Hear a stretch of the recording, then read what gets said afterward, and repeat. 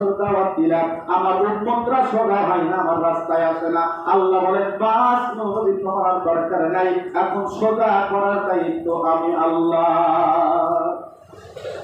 দুনিয়ার গোলাম মনে রাখবে, একমাত্র কেবলমাত্র ওই নবীর উম্মত হওয়ার কারণে, জনাবে মুহাম্মদুর রাসূলুল্লাহ সাল্লাল্লাহু আলাইহি ওয়াসাল্লামের উম্মত হওয়ার কারণে, ওই মায়ার নবীর উম্মত হওয়ার কারণে, ওই মায়ার নবীর আখির জামানার উম্মত হওয়ার কারণে আমরা রব্বুল আলামিনের একটা বিশেষ মেহেরবান দয়ার মালিক আমাদেরকে ওই যতই নামাজ কাজা করি, যতই আল্লাহর নাফরমানি করি, আল্লাহ তাআলা ওয়াদা দিয়েছেন এই উম্মতকে ধ্বংস করে দেবেন না।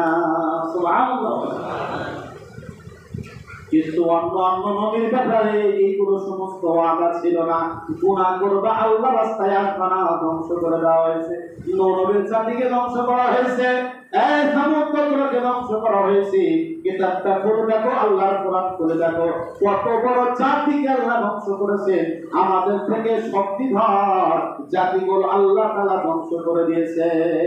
আমাদের বয়স তো 50, এর বেশি আর যায় না, তাও এর মধ্যে গ্যাস্ট্রিক আর ডায়াবেটিস, হাতে ব্যথা, মাথায় ব্যথা, চোখে ব্যথা, কত রকমের ব্যথা।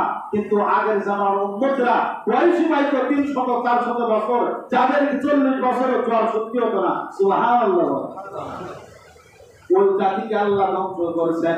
কিন্তু আমরা এত দুর্বল, আল্লাহ আমাদের ধ্বংস করেন নাই জন্য ওই নবীর উম্মতের খাতিরের কারণে।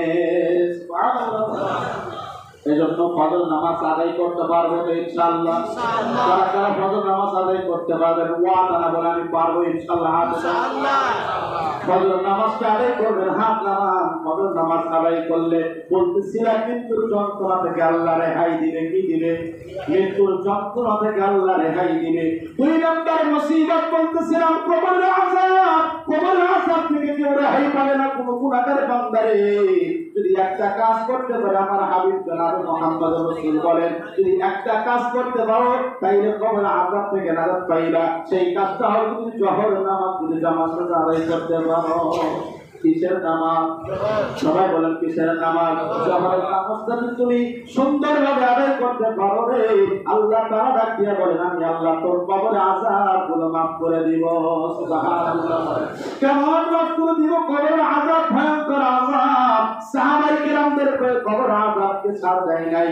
একজন সাহাবীর নাম বলি সাদ ইবনে মুআয রাদিয়াল্লাহু তাআলা। সাদ ইবনে মুআয, যার মৃত্যুর কারণে আরশ মহল্লা পর্যন্ত কেঁদে উঠেছিল। সুবহানাল্লাহ বলে, যার মৃত্যুর খবর শুনে ফেরেশতারা কাঁদছে।